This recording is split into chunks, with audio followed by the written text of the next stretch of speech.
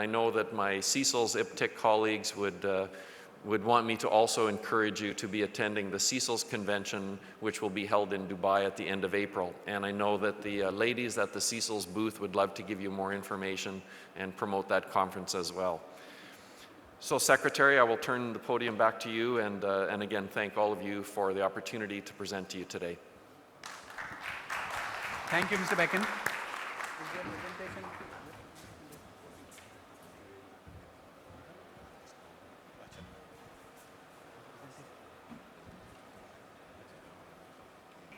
Questions about the presentation made by Mr. Becken.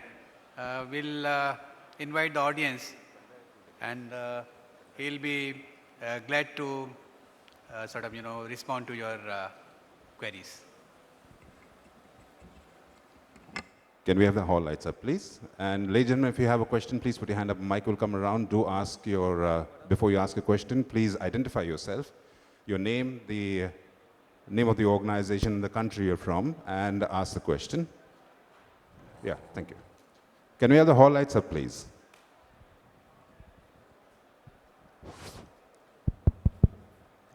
My name is Alfred Bilili from Malawi. Can you just shed more light on this Canada Convention? What will it be all about? The Canada Convention.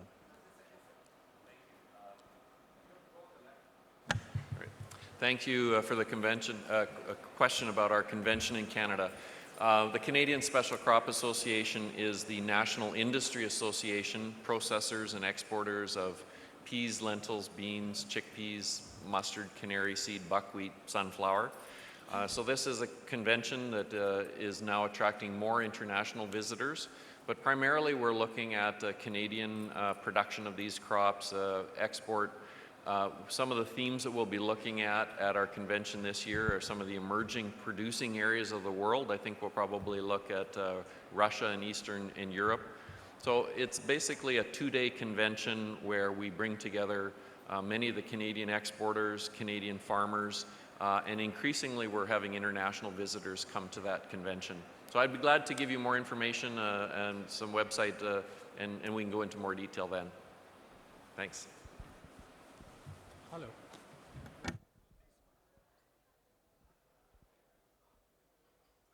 Hello. Are we having any more questions? Yeah, please go ahead. Hello. Hello. Check, Yeah. check. Yeah. Hello. My name is Gopal Krishna from India. Please This is go regarding- ahead. This is regarding red lentils. See, she has to bend down. I think what I heard in Canada, the variety crimson is not been grown last 6 to 7 years, but this has been traded every year, even recently also. How is it possible? Is there a equivalent quality or a variety which is being traded? I just want the clarification from Mr. Gordon. Well, I'm wondering if some of the Canadian exporters in the room might want to answer that question related to, you know, the variety of lentil and the quality comparison between crimson and some of the newer varieties.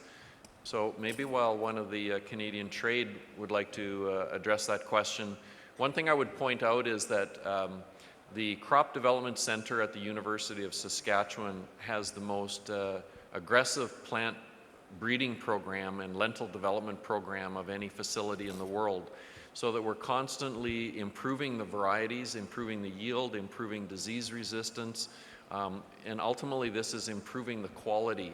So I don't have information where I can compare crimson to some of the newer varieties, but one of the criteria for releasing new varieties is that you're making, you know, constant improvement in yield and quality.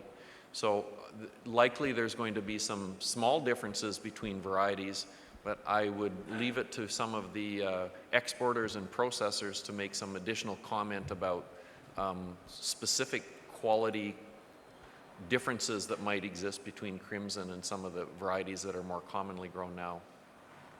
I'm just looking in the audience to see if I see some of the Canadian processors, but Again, maybe what I can do is, why don't you approach me after the session and I'll get your business card and I'll ask the university to get in touch with you and give you some specific details about the quality of crimson versus some of the varieties being grown now. And we also, actually, we have some people from Sask Agriculture and Food. So maybe Dale, why don't you take a stab at this question? If there's a microphone, we can have it over here. Okay, thanks, Gordon. I'll take a stab at that question. I think if I understand it correctly, you were wondering why crimson is less available in the marketplace and why it's being replaced by other varieties. And as Gordon mentioned, the Crop Development Center, which is the primary breeders that do most of our breeding work and development of new red lentils of varieties, are constantly looking at improving varieties. And for the most part,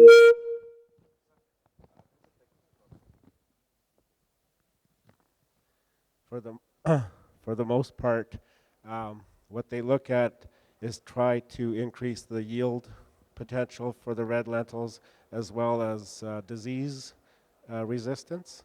And some of the new varieties are also known as herbicide-tolerant types of varieties, which are really well appreciated and well utilized by farmers in Canada that are more conducive to weed control with better methods of controlling weeds. And in addition to that, crimson has been noted as a variety that has been subject to diseases like Ascochyta, which is probably our most common plant disease that affects lentils. And people have moved away from that in order to rely less on fungicides to control that particular disease and give you a better quality lentil, better quality red lentil than what crimson might have done in the past. So that, I think, may answer your question, I hope. If not, feel free to approach me later on and I can talk to you a little bit more about that.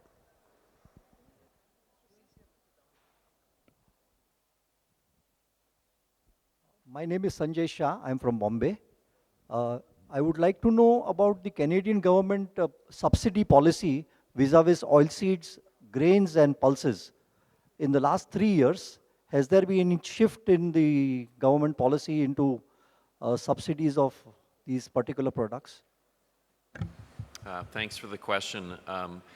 No, Canadian government is not subsidizing production of any crop. The government of Canada moved away from crop-specific support programs, with the exception of crop insurance, where farmers can pay a premium, with the premium being shared between federal government, provincial government, and farmers. But that's basically to cover yield insurance.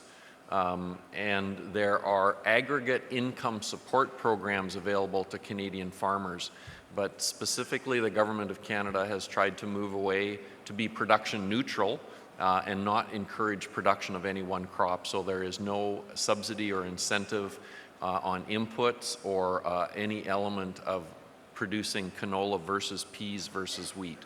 I think it's an important change that we made a number of years ago in Canada to move away from crop-specific support.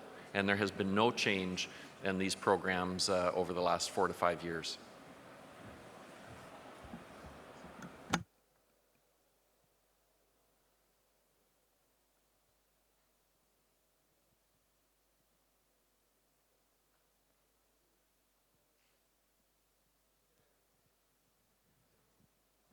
While they're getting ready for the next presentation, Loader, the one thing I was going, oh, there's a question here, so.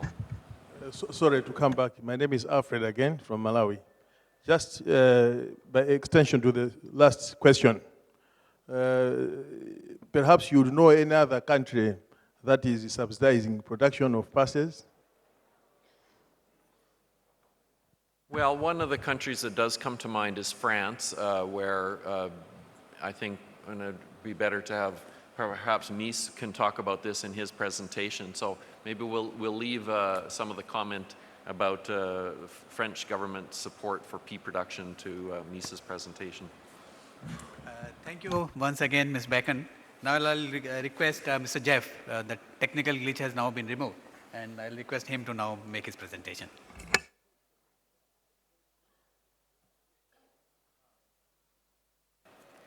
Good morning, and thank you to the Indian Pulse and Grain Association for inviting me to speak here today. I want to start today by showing you guys a little bit about where we're growing pulses in the United States. We've increased our production tremendously over the last 5 years. Over the course of the last several days, my friends at Myar Global were kind enough to send me on a little tour of India so I could learn a little more about the Kates and Galamandes of India and see how that takes place. So I'll show you a little bit about where our production is in the United States. The primary two regions of the United States where we're growing pulses now are in the Pacific Northwest in the yellow areas, which has always been a grower of the pulse crops. But in the green areas in the Midwest of the states of Montana and North Dakota, we've increased acreage tremendously. In Washington and Idaho, we grow primarily Pardina and regular lentils, which are more for the Spain market and the South American markets. They also grow whole green peas, some of the best quality whole green peas in the United States, as well as Kabuli chickpeas. In the Montana and North Dakota regions, and you can see in the darker shaded areas is where the primary production of the pulses in Montana and North Dakota are. We're growing whole green peas, lentils, whole yellow peas, frontier chickpeas are the primary products being grown there. This past year has been a long year.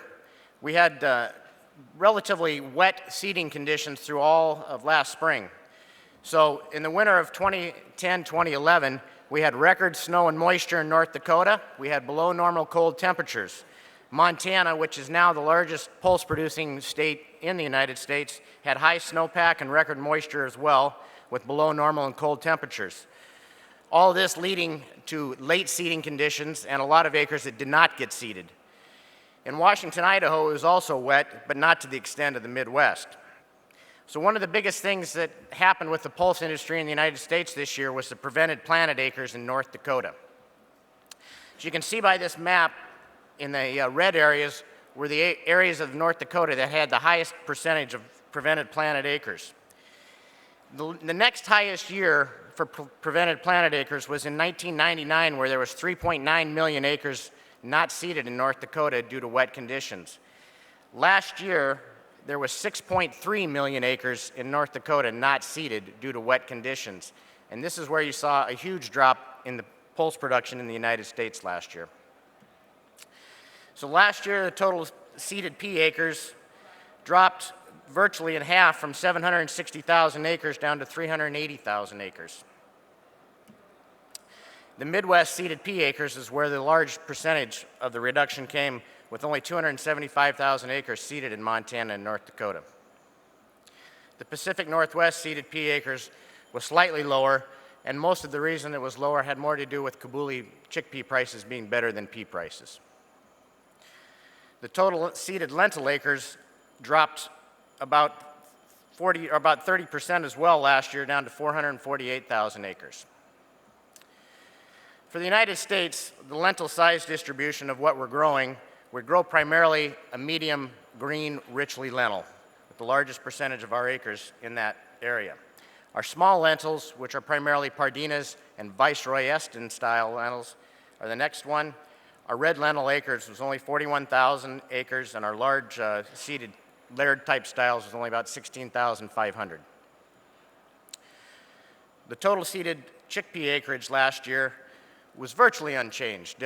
Everybody can have a little bit different look at it, but it was virtually an unchanged acreage situation. There was prospects of higher acres, as we think they'll see more acreage in Montana and North Dakota, but without the ability to seed them last year, it basically became an unchanged situation. Looking at pea production in the United States, you can see we dropped from 640,000 metric tons to 250,000 metric tons of peas last year. The breakup of our yellows and green distribution shows that we had about 112,000 tons of green pea production last year. The yellow pea production was only about 138,000 tons. I know many of you buyers have sat and listened to our offers on yellow peas, and you think that we're crazy offering the kind of prices we're offering. But the one thing that we have in the United States is the USDA PL 480 tenders, when they come in and they'll buy split yellow peas, and they will buy this year virtually 75% of our crop in the form of split yellow peas at price levels that have kept our yellow peas from trading anywhere in the world this year. Lentil production this year dropped also. You can see it down to 224,000 tons this year.